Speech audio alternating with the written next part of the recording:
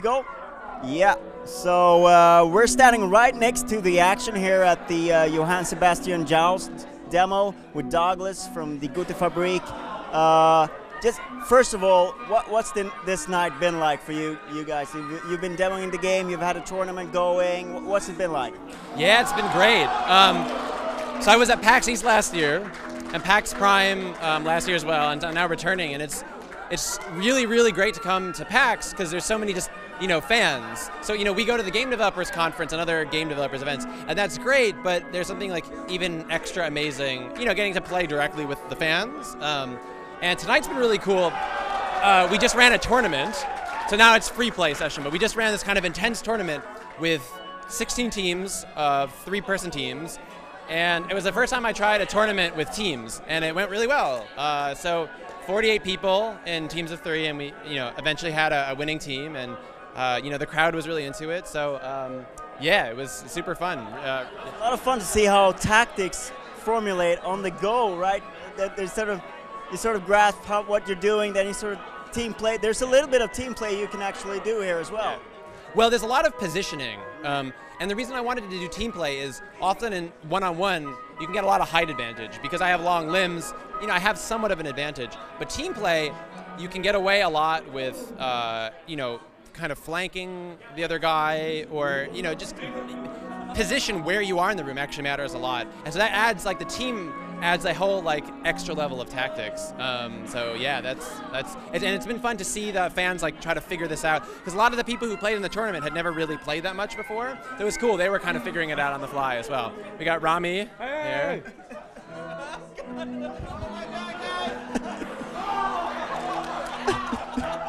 Interrupted.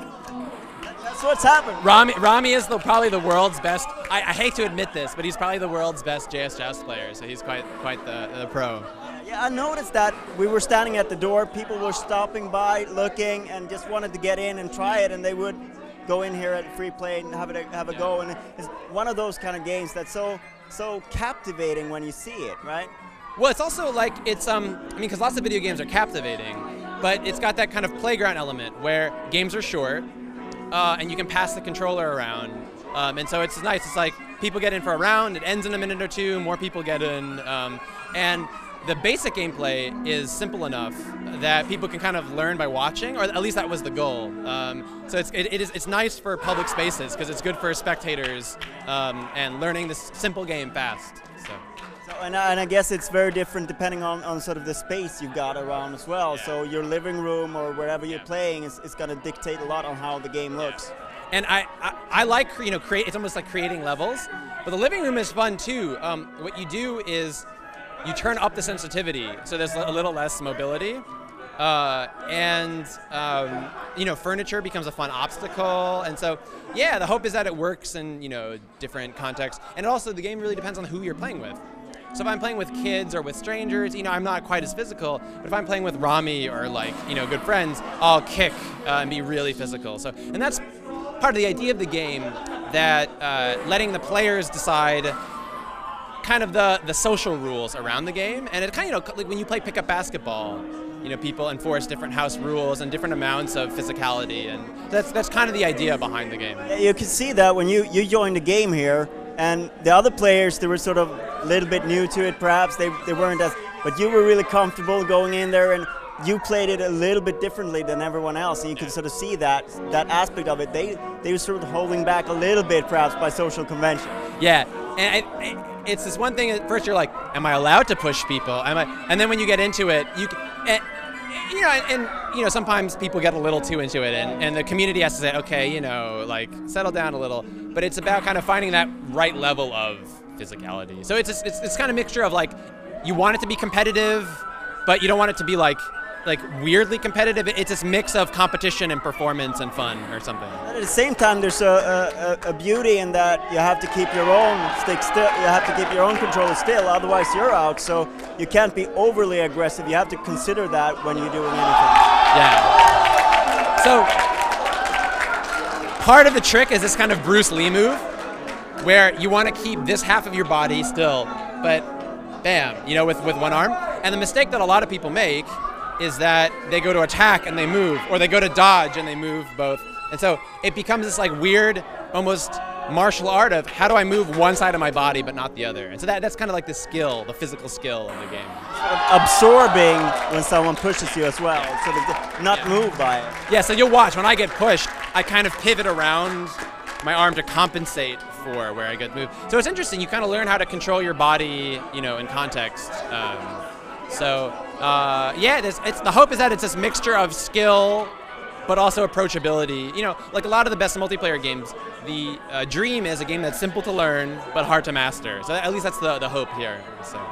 So you went on Kickstarter with a couple of three friends, their games, and sort of perhaps very different games in a way, but something in common, indie games, and sort of, what was that experience like, and going on Kickstarter and getting funded there, and what was that like? So the game's called Sportsfriends, and they're 4 local multiplayer games. So multiplayer games that not over the internet or anything that you have to be in person to play.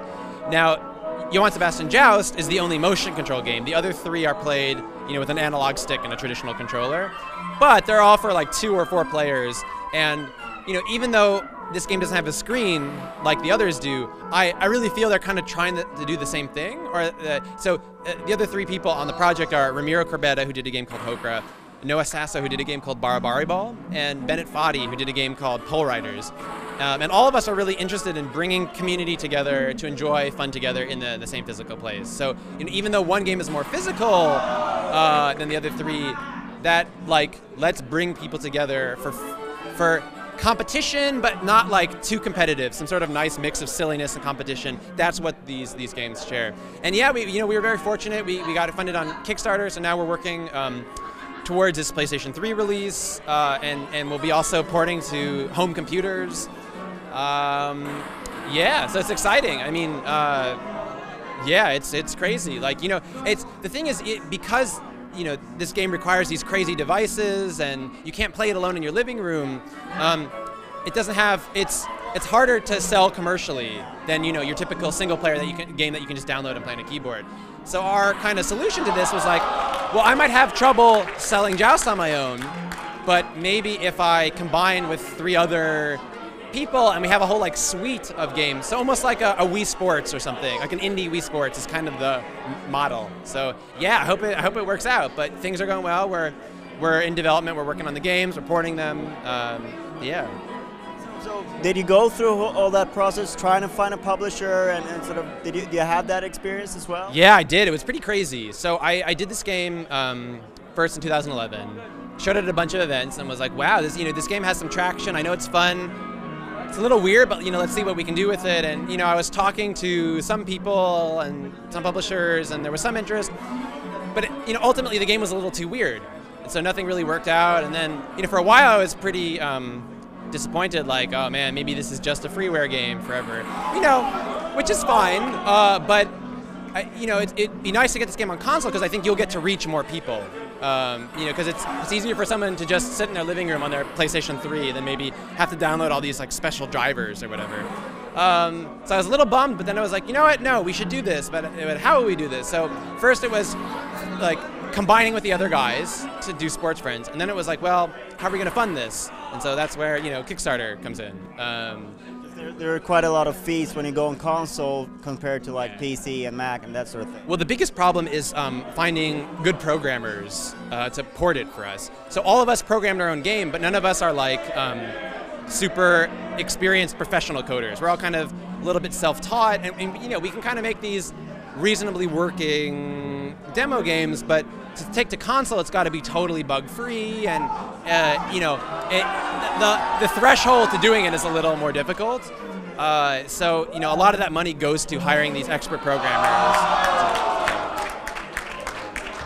We're seeing some brilliant action back there. Yeah. If you'd like to touch a little bit on the other game, you had earlier today you had a tournament in 2 of the other games in Sportsfriends. Can you just talk us through a little bit what went on there? Yeah, so we did a tournament also today, a biathlon of Hokra and Barabari Ball. Barabari Ball is kind of like a Super Smash Brothers with the ball, but like kind of weirder and a little simplified. So what if we took like the best parts, and it's by Noah Sasso, and so like Super Smash Brothers, you have a number of jumps in the air. In Barabari Ball, you have a lot of jumps, so there's a lot of mid-air combat. and you're trying to dunk your ball and your opponents in like the water.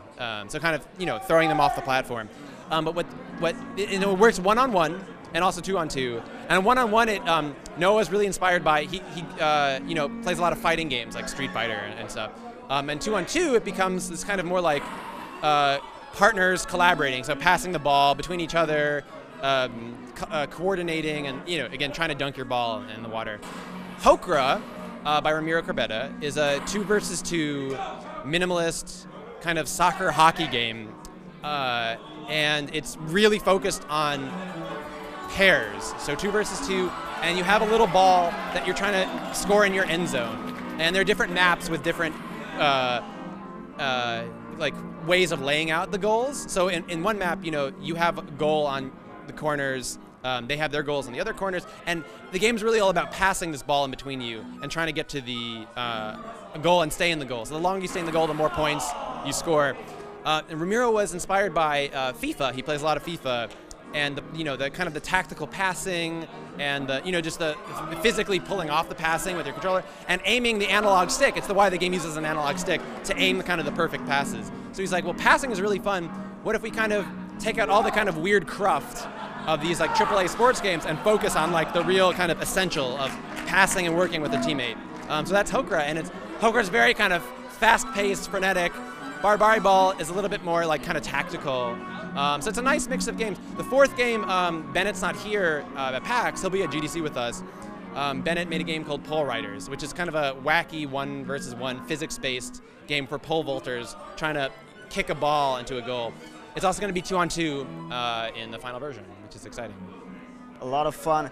Have you met any funders, any backers here at PAX? Yeah. They come and introduce themselves. Some of them played in the tournaments. So it's been great. That's the reason to come here to PAX East, to meet the fans, have fun, play games. So yeah, it's been amazing. It's been quite an experience to see this freeze play session here, and I'd like to thank you very much for your interview. And tusen Tag. So.